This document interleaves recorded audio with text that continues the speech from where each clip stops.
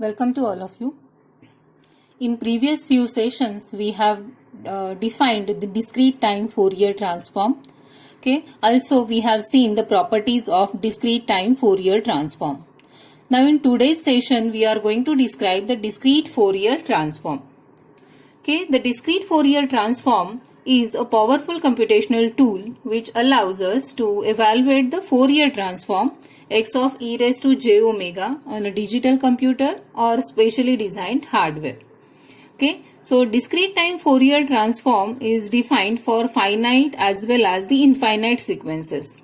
But the DFT is defined only for sequences of finite length. Okay, that is the difference in between the DTFT and the DFT. DTFT is defined for finite and infinite sequences, while the DFT is defined only for the finite length sequences. Okay, so x of e raised to j omega is continuous and periodic. Okay, so DFT is obtained by sampling one period of the Fourier transform at a finite number of frequency points. So DFT plays an important role in the implementation of many signal processing algorithms. Okay, so before going for the discrete Fourier transform, firstly we will see the discrete Fourier series. Okay, now consider the sequence xp of n here. Okay, so here with the period of n samples. Okay, so that our xp of n can also be defined as xp of n plus ln. Okay, so since xp of n is a periodic, it can be represented as the weighted sum of complex exponentials, whose frequencies are integer multiples of fundamental frequency 2 pi by n. Okay, so these periodic complex exponentials are in the form as e raised to j 2 pi n k divided by n. Okay, so which can also be written as e raised to j 2 pi k in bracket n plus ln. Okay, the whole divided by n, where L is an integer. Okay, since the discrete time Fourier transform of a sequence is periodic, when sampled, it consists of a finite number of discrete frequency components. If the number of frequency component is n, then the harmonics are given by 2 pi by k divided by n, where k varies from 0, 1 up to n minus 1. Okay, so what is this 2 pi k by n? It is nothing but the harmonics. Okay, so these are nothing but the harmonics. Now, any periodic sequence xp of n can be expressed as xp of n is equivalent to 1 upon n summation from k is equivalent to 0 to n minus 1 xp of k into e raised to j 2 pi nk divided by capital N, where n varies from 0, 1 up to n minus 1. Okay, so where xp of k is called as the discrete Fourier series coefficient. So what is this xp of k? It is nothing but the discrete Fourier series coefficient.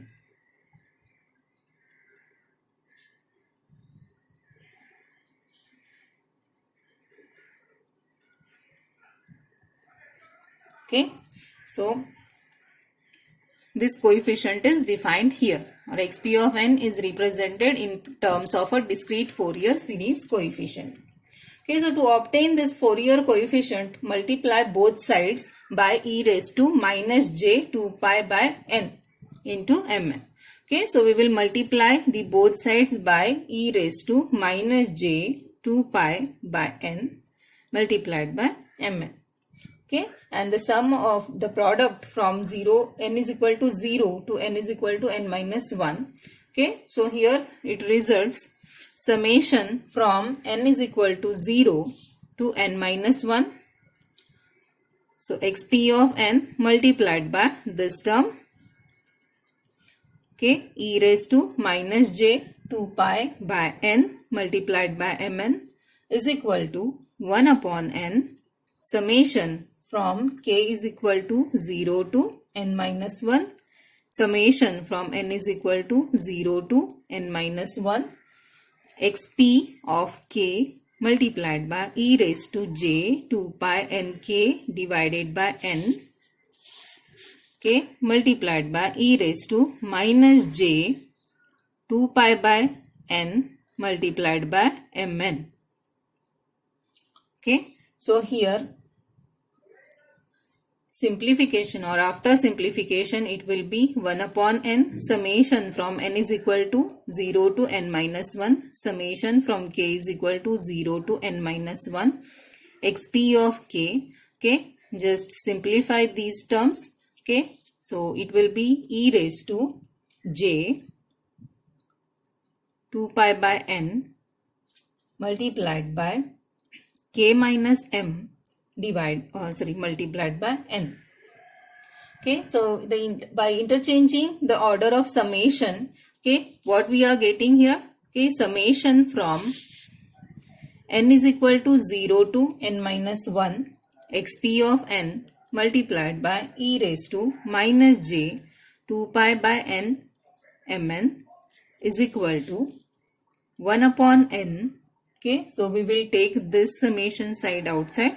Okay, so k is equal to 0 to n minus 1.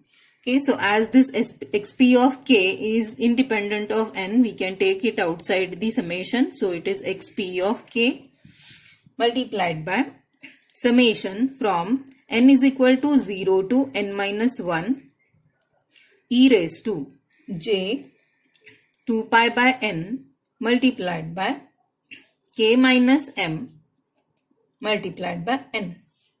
Okay, now using the relation that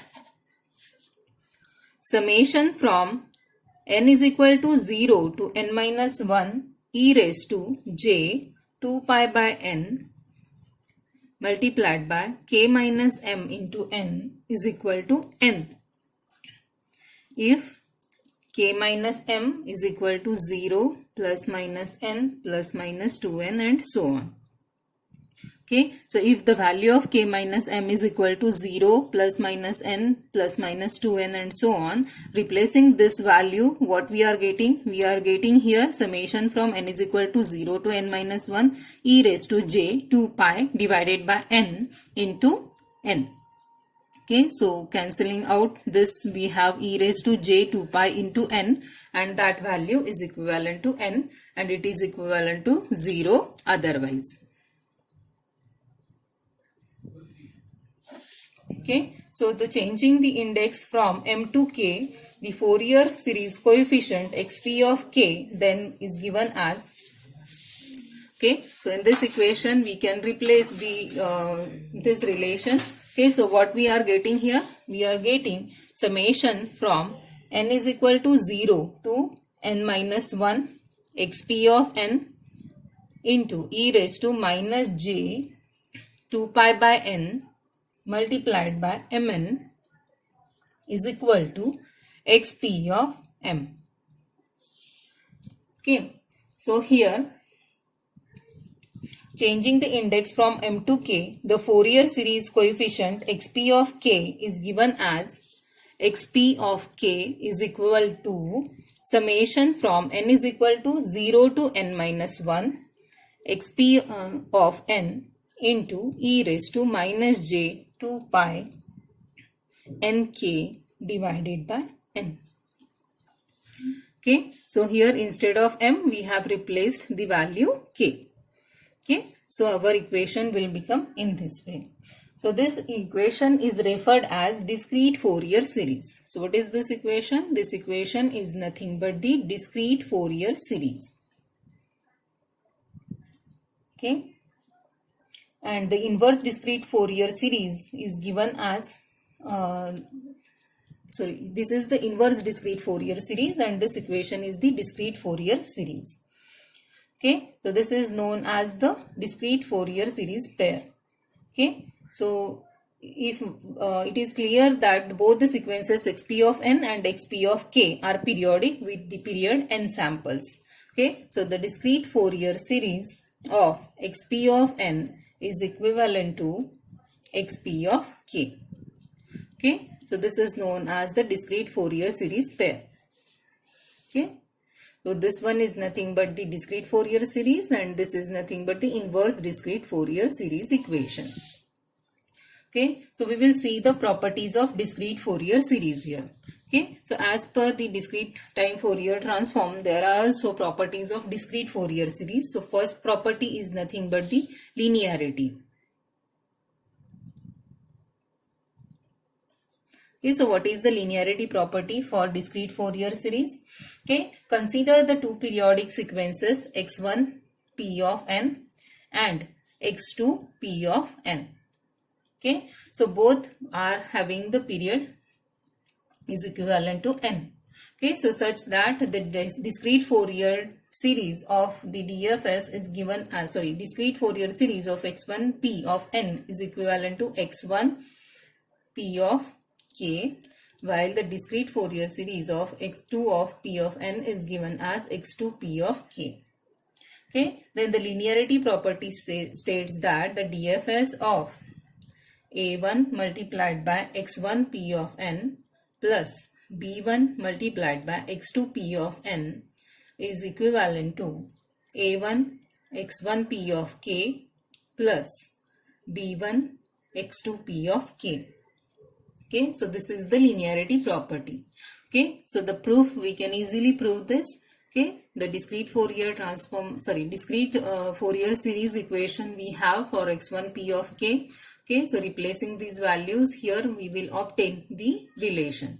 Okay, the second property is nothing but the time shifting property.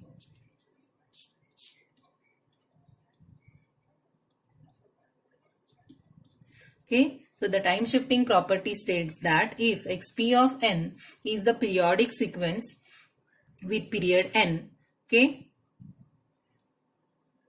then the discrete Fourier series of xp of n, which is represented as xp of k. Okay, so here according to the time shifting property, the DFS of xp of n minus m, which is nothing but the time shifted sequence, okay, it is given as e raised to minus j 2 pi by n into mk xp of k. Okay, so this is nothing but the time shifting property. Okay, so DFS of xp of n minus k. So what is xp of n minus k? It is nothing but the time shifted version of xp of n. Okay, so the discrete Fourier series of xp of n minus m is given as e raised to minus j 2 pi by n into mk multiplied by xp of k, where xp of k is the discrete Fourier series of xp of n. Okay, now the symmetry property.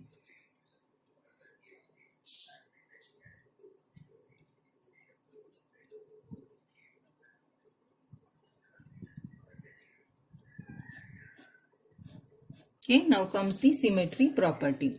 Okay, if DFS of this discrete Fourier series of xp of n is given as xp of k, then the DFS of xp complex conjugate of n is equivalent to xp complex conjugate of minus k, whereas DFS of xp complex conjugate of minus n is equivalent to xp of complex conjugate of k. Okay, so in the similar way, the DFS of real part of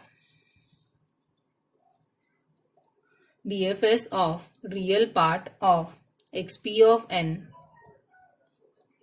is given as the DFS of xp of n plus xp complex conjugate of n divided by 2, okay, which is equivalent to 1/2 of xp of k plus xp complex conjugate of minus k. Okay, which we can say that xpe stands for the even part, okay, of k. Okay, in the same way, the DFS of the imaginary part of xp of n is equivalent to DFS of xp of n minus complex conjugate of xp of n divided by 2, which we can say that 1 upon 2 multiplied by xp of k minus xp complex conjugate of minus k, which we can say as xp o of k, that is odd part of xp of k. Okay, now we can write xp of n as, okay, it is equivalent to xp e of n plus xp o of n. So what is e and o? E stands for even part and o stands for the odd part. Okay, so xp e of n is equivalent to 1/2 of xp of n plus xp complex conjugate of minus n. Okay, and the xp o of n is equivalent to 1/2 of xp of n minus complex conjugate of xp of minus n. Okay, then the discrete Fourier series of xp e of n is equivalent to the DFS of this whole term. Okay, that is 1/2 into xp of n plus xp complex conjugate of minus n. Okay, which is given as 1/2 into the discrete Fourier transform of discrete Fourier series of this is given as xp of k plus the discrete Fourier series of this term is given as xp complex conjugate of k. Okay, which is nothing but the real part of xp of k.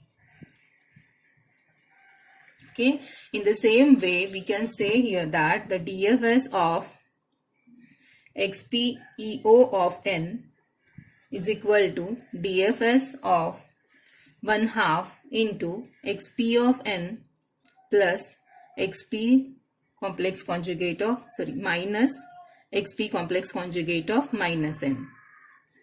Okay, so it will become 1/2 multiplied by DFS of this term is xp of k minus DFS of this term is xp complex conjugate of k. Okay, so this is nothing but the j imaginary part of xp of k. Okay, so this is nothing but the symmetry property of the DFS. Okay, so then comes the periodic convolution.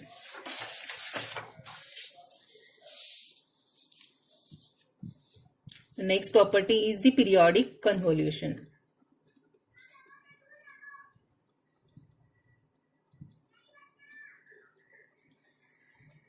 Okay, so periodic convolution states that let x1 of p n and x2 of pn are the two periodic sequences with period n, then the discrete Fourier series of x1 p of n is given as x1 p of k, and the discrete Fourier series of x2 of p of n is equivalent to x2 p of k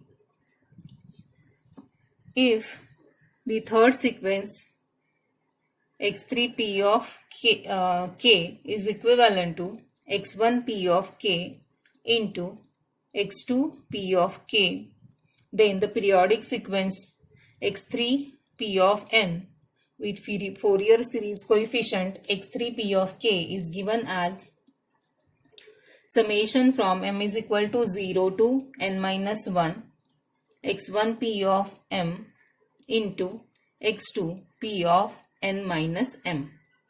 Okay, so in symmetry we have DFS of summation from m is equal to 0 to n minus 1 x1 p of m into x2 p of n minus m is equivalent to x1 p of k into x2 p of k. Okay, so this is nothing but the periodic convolution. So according to the convolution property, x3 p of n is equivalent to summation from m is equal to 0 to n minus 1 Okay, x1 p of m into x2 p of n minus 1. Okay, then the discrete Fourier series of this total term is given as the multiplication of individual discrete Fourier series. Okay, so the properties of the discrete Fourier series are as follows. Okay, so these are linearity, we have seen it. Okay, then the time shifting.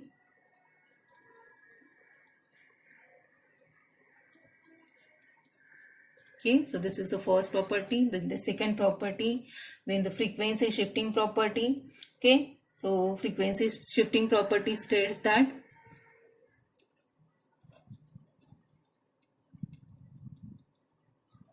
okay, so all these two properties we have seen earlier. Okay, so frequency shifting property states that the sequence, if the sequence is multiplied by e raised to j 2 pi ln divided by n, okay, then the discrete Fourier series of this is given as the xp multiplied by xp of k minus l, okay, and so on. Okay, so these are the different properties, and then again we have seen the symmetry property of the DFS. Okay, so these are the different properties of discrete Fourier series. Okay, so in next session we will go for the discrete Fourier transform. Okay, so this is all about the discrete Fourier series and the properties of discrete Fourier series. Thank you.